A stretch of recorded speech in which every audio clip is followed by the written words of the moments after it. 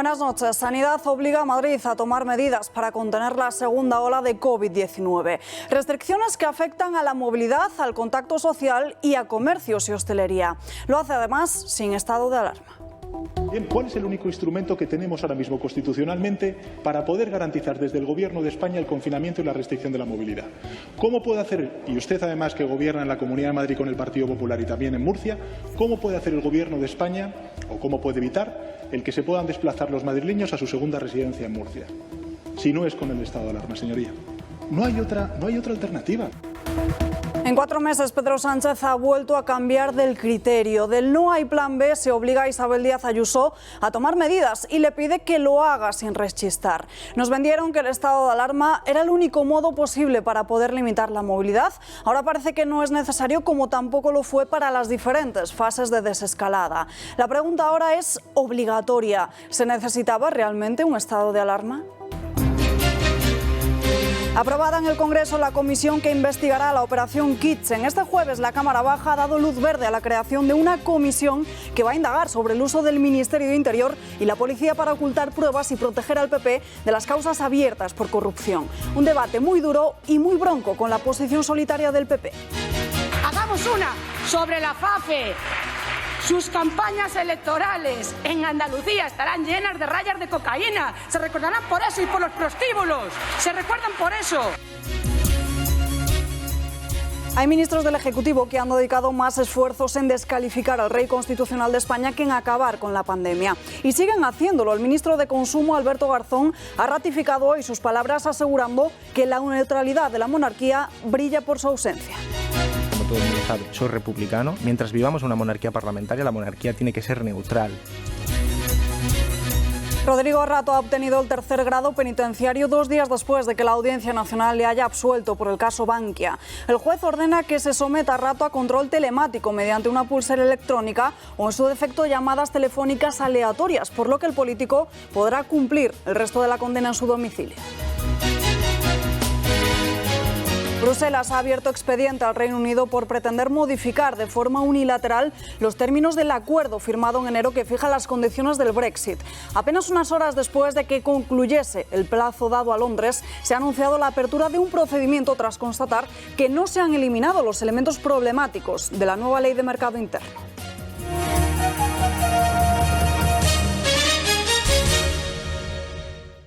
Abucheos, protestas, críticas cruzadas y palabras muy gruesas. Así ha sido el ambiente esta mañana en el Congreso. La Cámara Baja se ha convertido en el escenario habitual de los rifirrafes tensos entre los diferentes grupos políticos y el ambiente bronco ha vuelto a producirse en el Pleno, que ha aprobado la comisión de investigación sobre el caso Kitchen. Alberto Soto, Génova 13, está contra las cuerdas. Esta investigación afecta de lleno al Partido Popular y de hecho han sido los únicos que han votado en contra. En el debate de esta mañana aquí en el Congreso quedaba aprobada precisamente esa investigación, una investigación que afectará directamente al gobierno de Mariano Rajoy por supuestamente haber usado el Ministerio del Interior para ocultar casos de corrupción de su propio partido. La jornada ha estado marcada por la crispación y los constantes reproches entre los diferentes bandos políticos. La estrategia del PP ha pasado su defensa por criticar al resto de partidos políticos y también sus casos de corrupción. Hagamos una sobre la vicepresidenta Teresa Rivero y los 80 millones defraudados en Isofotón cuando estaba la comisión. Hagamos una sobre el señor Duque, cómo defraudar a Hacienda y pagar menos impuestos. Hagamos una sobre el secretario de Estado de Turismo, imputado por malversación y prevaricación, no por pedir ayudas a la Unión Europea, sino por robar. Hagamos una también sobre él. Hagamos una sobre la FAFE. Sus campañas electorales en Andalucía estarán llenas de rayas de cocaína. Se recordarán por eso y por los prostíbulos. Se recuerdan por eso. Los de Casado critican la decisión y acusan al PSOE y a Unidas Podemos de utilizar la Cámara Baja para hacer oposición a la oposición. Pero no es la única crítica. A esto también se han sumado Ciudadanos y Vox. La principal preocupación de Ciudadanos en este momento va a ser siempre la gestión de la pandemia bajo el lema salvar vidas y salvar empleo. Señores del Gobierno, Podemos, Partido Socialista, ustedes no se preocupan por la corrupción. Ustedes se preocupan por la corrupción ajena, no se preocupan por la corrupción propia. Ustedes ven la cocina, ven Kitchen y, sin embargo, omiten ver Neurona. Hoy tengo que reconocer con gran pesar que han conseguido el único objetivo que persiguen con esta comisión de investigación: arrastrar al Partido Popular al barro. Un barro, un fango, que es su hábitat natural. Porque es precisamente en ese fango donde ustedes se mueven cómodos. Porque de la crisis, de la desestabilización, del caos, es de donde ustedes sacan rédito político. El caso Kitchen se investigará en el Congreso y ya se hace en los tribunales. De hecho, en las grabaciones que están presentes en el sumario sale otro nombre a la luz, el de Pablo Iglesias. Según Villarejo, fue Garzón el que le insistió en varias ocasiones que se pusiera en contacto con el dirigente de los morados. La bronca política también se produjo ayer en la Cámara Baja. La figura del rey Felipe VI ha estado y está en boca de todos. Se abrió la veda hace unos días cuando Alberto Garzón publicaba un tuit en el que criticaba la imparcialidad del monarca por una llamada a Carlos Lesmes. El ministro de Consumo ha vuelto a reafirmarse en sus críticas, consumando un nuevo ataque a la corona. Creo que lo que hice fue correcto, que fue defender la neutralidad de las instituciones y por lo tanto defender la Constitución. Como todo el mundo sabe, soy republicano. Mientras vivamos una monarquía parlamentaria, la monarquía tiene que ser neutral. Y eso es lo que básicamente yo hice con un toque de atención diciendo: aquí ha habido una llamada inapropiada.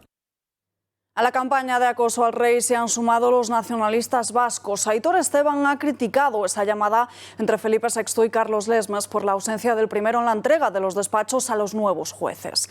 A juicio del portavoz vasco, la polémica habría quedado zanjada si el rey hubiese tomado partido.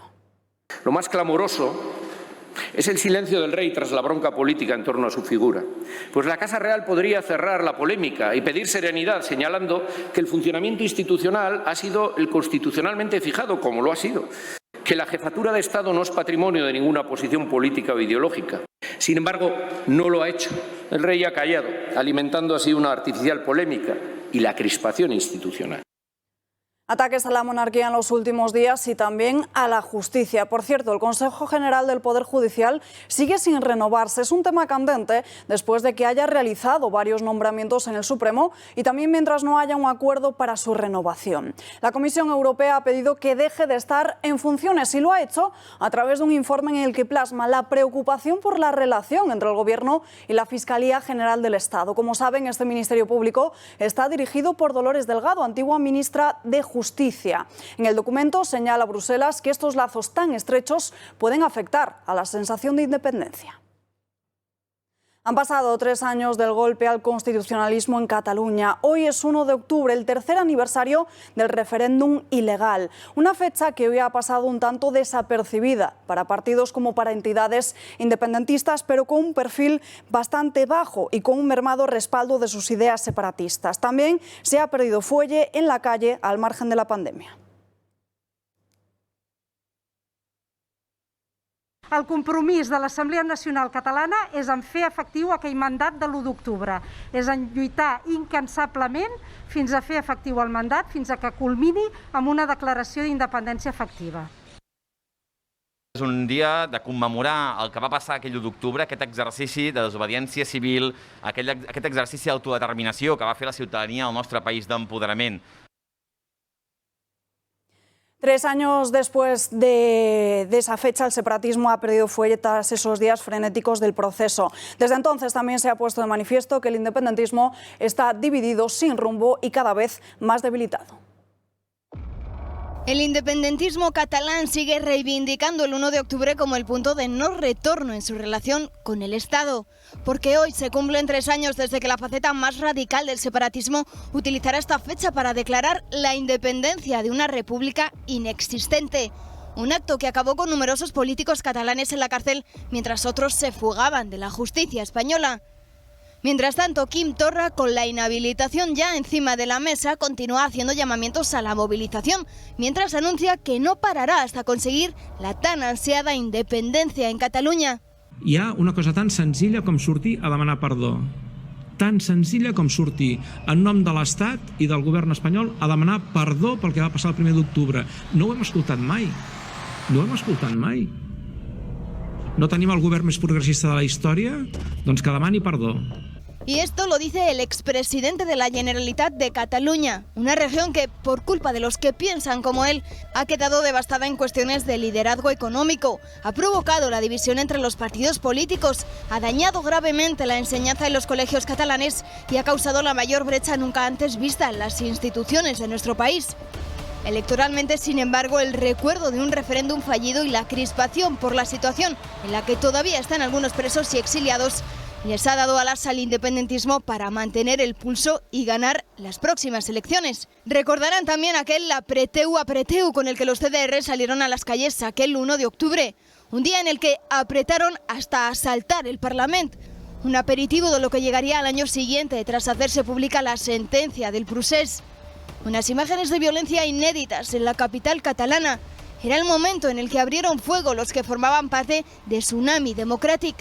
Los mismos que hace unos días volvían a hacer muestra de su violencia lanzando ladrillos y cabezas de cerdo a la policía durante las protestas contra la reciente inhabilitación de Quim Torra. Unas escenas que en parte están permitidas por los chantajes independentistas a los que está dispuesto a ceder el gobierno de Sánchez. Los separatistas piden la amnistía para todos los golpistas encarcelados por el referéndum ilegal del 1 de octubre. No obstante, el Gobierno ofrece la tramitación de los indultos para acercar posturas de cara a la negociación de los presupuestos. Y ojo a las palabras de Pere Aragonès, sus intenciones siguen pasando por la amnistía, pero dice que los indultos allanarían, que facilitarían el camino.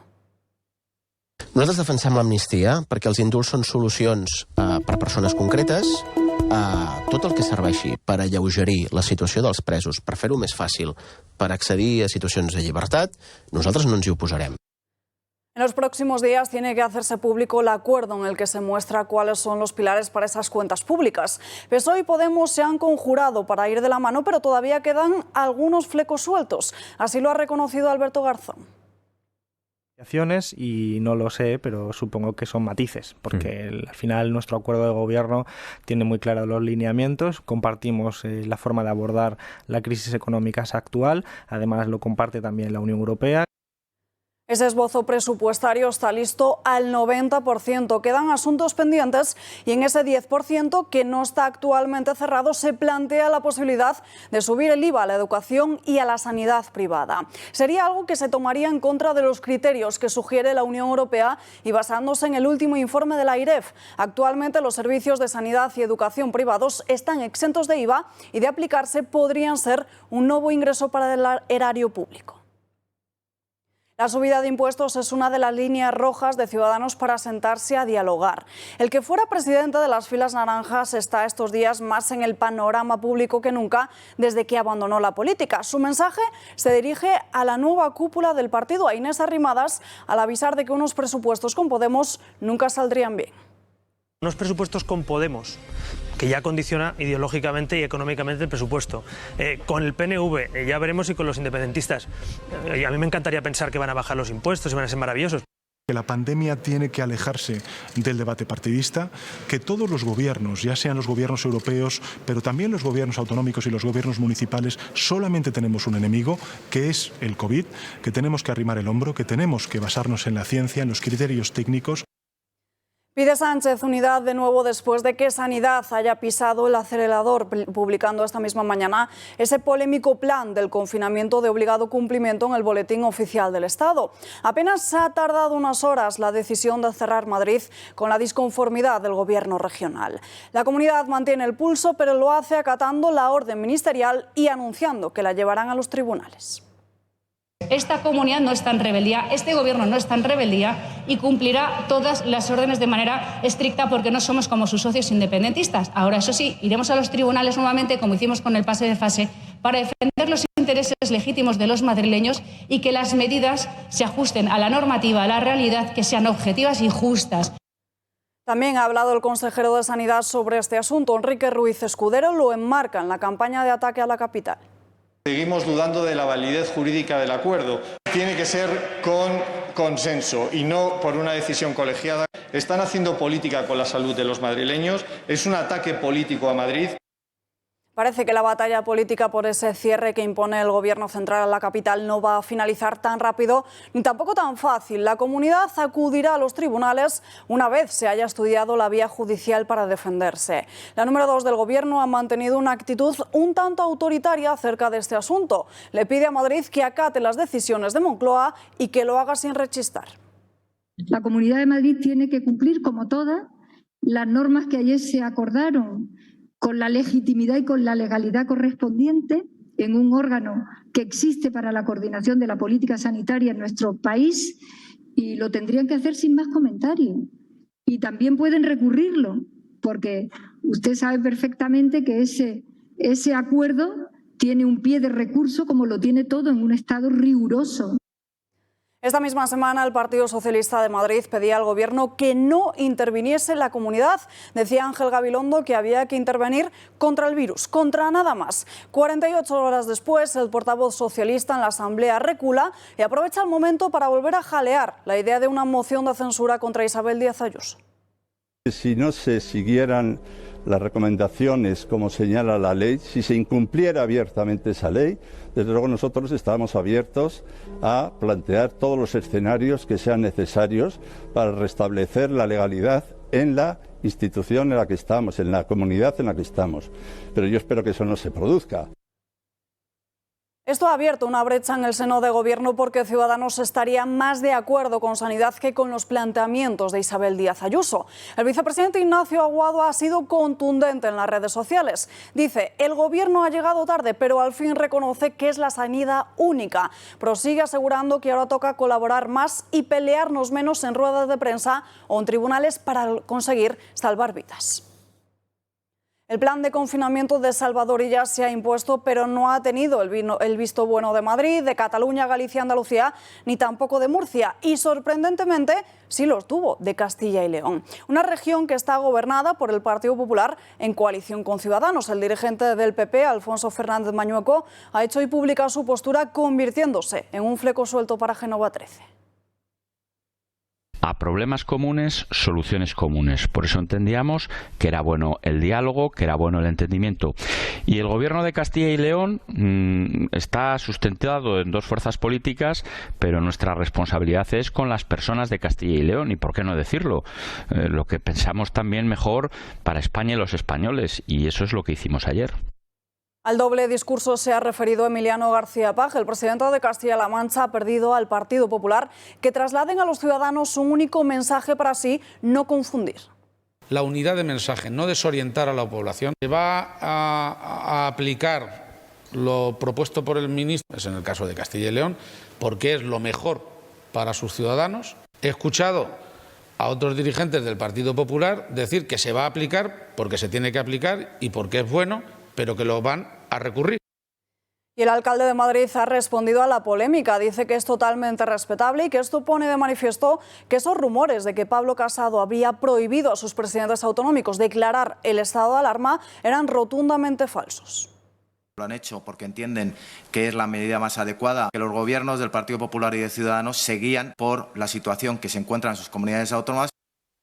Los obispos observan perplejos este pulso entre Madrid y el Gobierno central. Desde la conferencia episcopal ha llegado hoy el tirón de orejas a los grupos políticos por no llegar a un acuerdo cuando hay una cuestión tan importante como es la crisis sanitaria derivada del coronavirus.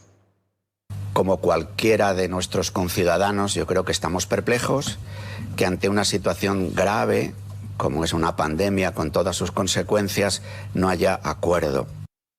A las 12 de la madrugada del sábado entran en vigor las restricciones, es decir, la noche del viernes al sábado. A partir de ahí, los ciudadanos de la capital y de otras 9 localidades no podrán tomarse algo fuera de su municipio. Tampoco podrán hacerlo dentro de la localidad si el reloj marca las 11 de la noche. Si tienen dudas, esto es lo que pueden y no pueden hacer si residen en la Comunidad de Madrid. El Ministerio de Sanidad ha dado 48 horas para que se empiecen a aplicar las restricciones la noche del viernes.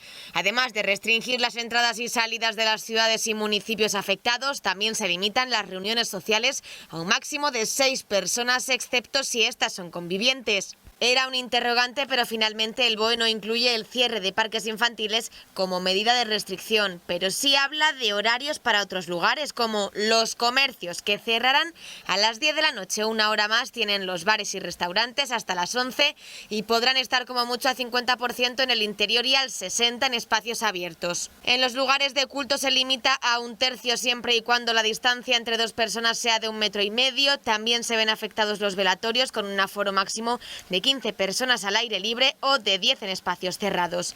Aún así surgen preguntas. ¿Puedo viajar a otra comunidad? Si tu zona es de las afectadas, no, excepto por motivos laborales o asistencia a centros, servicios y establecimientos sanitarios. Y si tengo mi segunda residencia en otro municipio, aunque esté en otro municipio, provincia o comunidad, no se puede acudir a ella si se vive en uno de los municipios señalados. ¿Puedo volver a Madrid si estoy en otra parte de España? Si la residencia habitual está en Madrid, sí se puede. ¿Y puedo salir a cenar? Claro que sí, los bares y restaurantes continúan abiertos, aunque con las limitaciones que hemos explicado de horarios y aforos. ¿Puedo ir de compras aunque mi municipio esté afectado? Sí, siempre que esas compras estén dentro de tu zona, aunque Sanidad sí recomienda limitar las actividades a lo imprescindible. Y por último, ¿puedo ir a cuidar a mi madre si vivo en un municipio confinado y ella no? Sí, pues se permiten los desplazamientos para asistir o cuidar a personas mayores, menores, dependientes, personas con discapacidad o personas especialmente vulnerables. Fuera de España, Israel alarga el confinamiento y Netanyahu advierte que podría durar hasta un año. Se ha aprobado limitar las manifestaciones y otras regulaciones de emergencia. El actual confinamiento se extiende al menos hasta el 14 de octubre, aunque es previsible que se mantenga durante meses. El gobierno israelí quiere evitar el error que cometió con la primera ola de coronavirus, con una desescalada muy rápida. La imagen irresponsable ha llegado hoy sorprendentemente desde China. Estaciones de metro, autobuses y aeropuertos llenos de gente sin apenas distancia. El país celebra su semana de fiestas por el Día Nacional y se esperan más de 550 millones de desplazamientos. No queda ninguna restricción en el país y los ciudadanos se pueden mover libremente. La salida a bolsa de Bankia fue completamente legal y 3 días después de que la justicia lo haya confirmado, anunciando la absolución de Rodrigo Rato, obtiene el 3er grado. La Audiencia Nacional concede la semilibertad 2 años después de haber ingresado en prisión. Ya no tendrá que regresar a la cárcel al quedar controlado con una pulsera telemática. Un caso que merece una reflexión porque hasta ahora pocos políticos o ninguno ha salido a pedir perdón por haberle condenado injustamente y mediáticamente. Un silencio que causa bochorno. Francia decide la entrega a España de Josu Ternera por la financiación de ETA. El tribunal parisino ya le ha comunicado al exdirigente etarra que cuenta con 3 días para poder recurrir ante el Supremo. Su eventual entrega a España, en todo caso, quedaría diferida a la resolución de los distintos casos que tiene pendientes con la justicia francesa. Y de nuevo, otra semana más hemos vuelto a ver cómo los terroristas siguen siendo recibidos como héroes. El último de ellos ha ocurrido en Hernani. El colectivo de víctimas de Covite ha denunciado a través de las redes sociales el homenaje que se hizo a Marta Igarriz tras salir de prisión. Perteneció al comando Aymayur y fue condenada en abril de 2007 por la Audiencia Nacional por haber alojado en un piso a los integrantes de la célula y haber escondido explosivos de la banda en un comercio familiar. Y hablamos ya con Daniel Portero, presidente de Dignidad y Justicia. Muy buenas noches. Buenas noches. Francia decidía ayer la entrega a España del terrorista Josu Ternera por la financiación de ETA. ¿Cómo han recibido esta noticia? Hombre, creo que es una buena noticia. La cuestión es que hay un problema. Josu Ternera tenía varias causas pendientes, entre otras la causa de lesa humanidad, de haber cometido crímenes de lesa humanidad, a lo cual se opuso Francia a su extradición a España. La casa cuartel de Zaragoza, el asesinato de tantísimos niños y guardias civiles pues a finales de los 80, del año 87, que todavía no se ha resuelto, y esta causa de Rico Tabernas Batasuna de financiación, que es por pertenencia a organización terrorista. Él ha sido juzgado ya por asociación de malhechores y lógicamente esto es un no bis in idem, lo que quiere decir que por esta causa no va a ser juzgado. Por consiguiente, creo que es un mero trámite y no es suficiente como para a este individuo hacer justicia a todas sus víctimas. es el terrorista más sanguinario de ETA y yo creo que por una financiación que ya incluso puede ser o haber sido juzgada en Francia, no tiene sentido traerlo para acá. Hay que traerlo por delitos de lesa humanidad y por el genocidio que cometió en la Casa Cuartel de Zaragoza. Un día como ayer, en 1982, la organización terrorista ETA anunciaba el abandono de la lucha armada y su autodisolución como organización. ¿Ha sido ETA vencida desde entonces, desde aquel momento? Bueno, en el año 82 hasta el año 2011, ETA ha llegado a cometer 700 asesinatos y dijo que se iba a disolver. Pues yo creo que la pregunta se responde sola. Mienten más que hablan. Es evidente que ese anuncio que hizo pues fue absoluta propaganda, pues como lo que hace hoy día Podemos o lo que hace los socios de Bildu en el gobierno, como son el PSOE y Podemos, ¿no? Pues mentir a la sociedad, mentir a la democracia, mentir a los españoles y traicionar a nuestro país, y por supuesto traicionar a nuestro rey de paso, porque lo que quieren es lo que quieren. Pues todos los comunistas y estalinistas pues quieren la república, eso es su gran pretensión y necesitan socios para ello. Y entre otros, pues bueno, tienen pues a los herederos de ETA, que son los de Bildu. Lo que no ayuda son los continuos recibimientos que se realizan prácticamente cada semana a diferentes etarras. Anteayer volvimos a ver otro en Hernani. ¿Cómo es posible que se sigan produciendo los homenajes a terroristas y además se haga con total impunidad? Pues la impunidad va a seguir existiendo porque este individuo, el suplente del Estudiantes, el que calentaba el banquillo en el equipo del Estudiantes de baloncesto, Pedro Sánchez, prefiere perseguir el franquismo, algo que está absolutamente obsoleto y por supuesto está prescrito ya y ya no hay manera de perseguirlo, y legalizar a las organizaciones que enaltezcan el franquismo, pero por supuesto se ha olvidado del terrorismo de ETA. El terrorismo de ETA se ha olvidado totalmente, pues claro, porque son sus socios, son los que tienen que apoyar los presupuestos generales del Estado. Batasuna ETA va a aprobar los presupuestos de Sánchez, de un presidente socialista, bueno, presidente socialista como lo fue Largo Caballero, que se escoró al comunismo. Y bueno, ya hemos visto las consecuencias hoy. Le han quitado las calles, le han quitado los monumentos. Dios quiera que la historia a Sánchez lo ponga en su sitio, aunque sea dentro de muchos años, que lo ponga en su sitio. Daniel Portero, gracias y muy buenas noches. Buenas noches, muchas gracias. Abrimos ahora página internacional. Cumplido el ultimátum sin que Londres haya modificado su ley de mercado interno, Bruselas adopta acciones legales contra Reino Unido. Se ha iniciado el procedimiento de infracción por violar el acuerdo de retirada que fija las condiciones del Brexit y le da un mes para que corrija esta situación. Esto supone una primera fase de un expediente en el que la última instancia llegará al Tribunal de Justicia de la Unión Europea si ambas partes no consiguen llegar a un acuerdo. Y Hong Kong ha desplegado miles de efectivos policiales para evitar las protestas. Con motivo del Día Nacional de China, la principal plataforma prodemocrática hongkonesa había anunciado una manifestación que fue denegada por las autoridades. Sin embargo, el temor por las movilizaciones ha sido tal que los agentes han patrullado desde primera hora el centro de la urbe. Concentraciones que se producen contra la polémica Ley de Seguridad Nacional que impuso Pekín. Y ya decimos adiós al veranillo de San Miguel porque media España entra en el tiempo propio del invierno. Habrá que sacar el paraguas porque las precipitaciones se van a extender por toda España debido a la entrada de una ciclogénesis explosiva. Incluso se espera nieve en los Pirineos y en la cordillera Cantábrica. Desde el norte de Francia y las Islas Británicas llega la borrasca Alex, que durará 1 o 2 días y que va a provocar que caigan las temperaturas unos cuantos grados. Hasta aquí las noticias por hoy. Gracias por acompañarnos y muy buenas noches.